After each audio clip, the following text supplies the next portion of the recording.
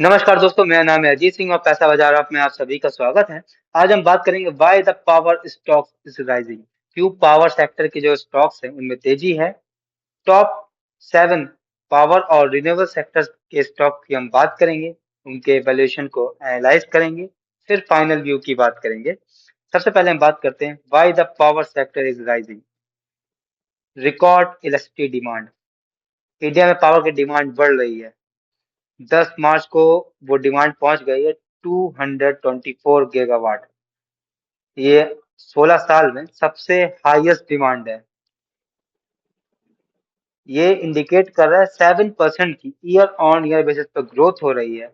और ऐसा क्यों हो रहा है? क्योंकि टेम्परेचर बढ़ रहा है समर में और इकोनॉमिक एक्टिविटी भी बढ़ रही है इंडिया के अंदर।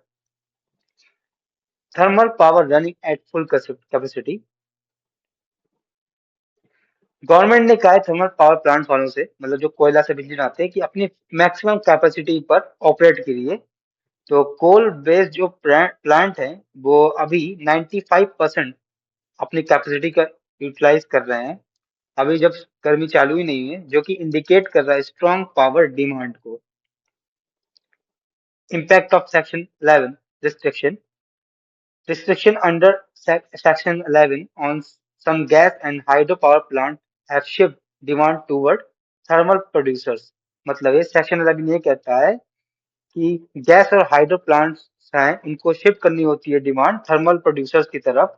तो इस सिचुएशन में जो कंपनीज होती है, Adani power, Tata power, JSW energy, ऐसी चीजों को फायदा होता है, ऐसी कंपनी ज्यादा फायदा होता है। तो जो एक्स्ट्रा डिमांड आ भी रही है वो भी शिफ्ट होकर आ रही है थर्मल पावर वाले स्टॉक्स के ऊपर। सोलर सब्सिडी बूस्ट की बात करें, गवर्नमेंट ने कंसीडर किया, मतलब ये सोच रही है कि 25,000 करोड़ की सब्सिडी देंगी और सपोर्ट कर रही है सोलर इंडस्ट्री को, ताकि मैन्युफैक्चरिंग कॉस्ट सोलर मॉड्यूल्स की कम हो सके और रिन्यूएबल कैपेसिटी का एक्सपेंशन हो सके इंडिया के अंदर। तो जो थर्मल और सोलर स्टॉक्स हैं उनमें इसलिए तेजी देखी जाती है। टॉप 7 पावर और रिन्यूएबल स्टॉक्स की हम बात करें, सबसे पहला है अडानी पावर। इनका पीई रेशियो 21 का है। अट्रैक्टिव लग रहा है पूरे सेक्टर में ये। प्रोजेक्ट पाइपलाइन की बात करें, 19,000 करोड़ के प्रोजेक्ट इनके अंदर डेवलपमेंट में है। टेक्निकल रेजिस्टेंस की बात करें, ये डेफिनेशन गलत है। तो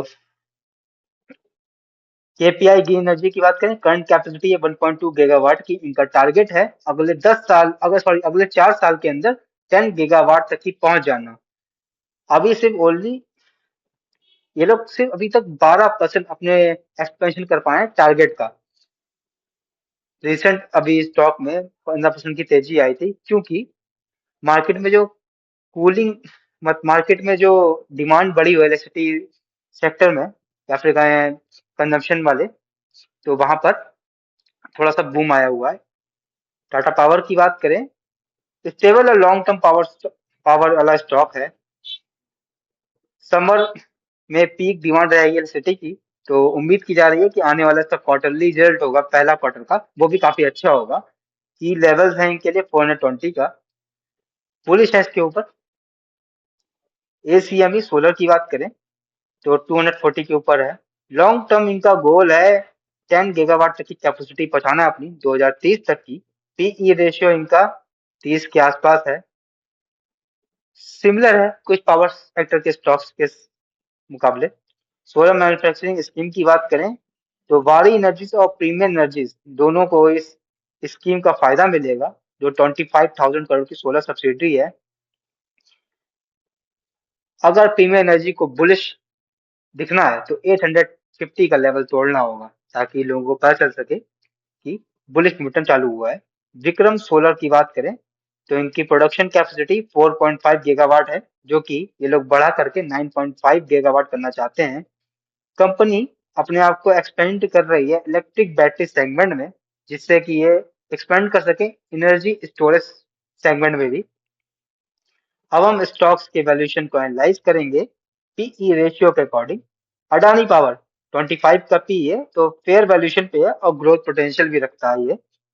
टाटा पावर की बात करें, इनका पी रेशियो अडानी से थोड़ा सा ज्यादा है, लेकिन क्योंकि ये रिन्यूएबल में अच्छी ग्रोथ कर रहे हैं इसलिए तो स्लाइडली प्रीमियम पर स्टॉक ट्रेड कर रहा है। जेएसडब्ल्यू की बात करें तो अपने सेक्टर के एवरेज पी से ज्यादा है, ग्रोथ है इनके प्राइस में या फिर कहें प्रीमियम इंक्लूड है। एसीएमई सोलर होल्डिंग की बात करें 30 के पी पर है, रीजनेबल लग रहा है रिन्यूएबल सेक्टर के लिए। वारी एनर्जी और प्रीमियम एनर्जीज दोनों ही हाई पी पर ट्रेड करती हैं क्योंकि सोलर मैन्युफैक्चरिंग ग्रोथ ज्यादा है वहां पर और थोड़े से प्रीमियम पर ट्रेड कर रहे हैं स्टॉक।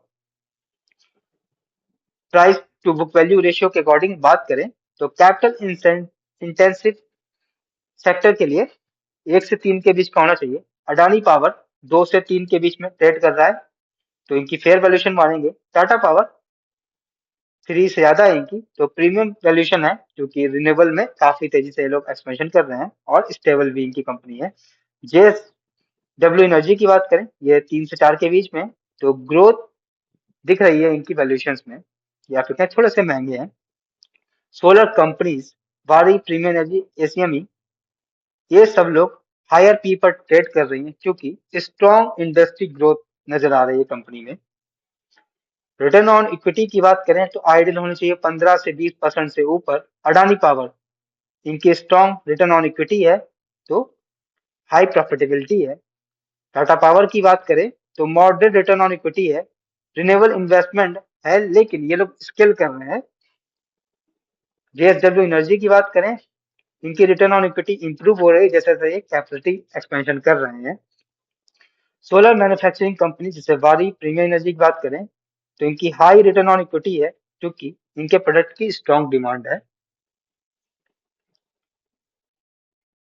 ग्रोथ पोटेंशियल देखते हैं। पावर डिमांड इंडिया में बहुत तेजी से बढ़ रही है जिसका फायदा मिल रहा है Adani power, Tata power, JSW energy को।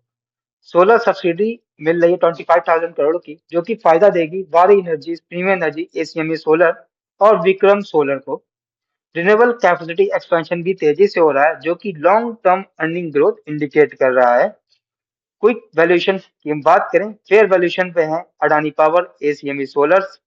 मॉडरेट एक्सपेंसिव लग रहा है टाटा पावर, हाईली एक्सपेंसिव है JSW energy, Waaree energies, premium energies, लेकिन स्ट्रॉन्ग प्रॉफिटेबिलिटी है अडानी पावर, वारी एनर्जीज और प्रीमियम एनर्जीज की। तो ये वीडियो हमारी सिर्फ और सिर्फ एजुकेशनल पर्पज के लिए है, कोई भी बाई सेल की रिकमेंडेशन नहीं है।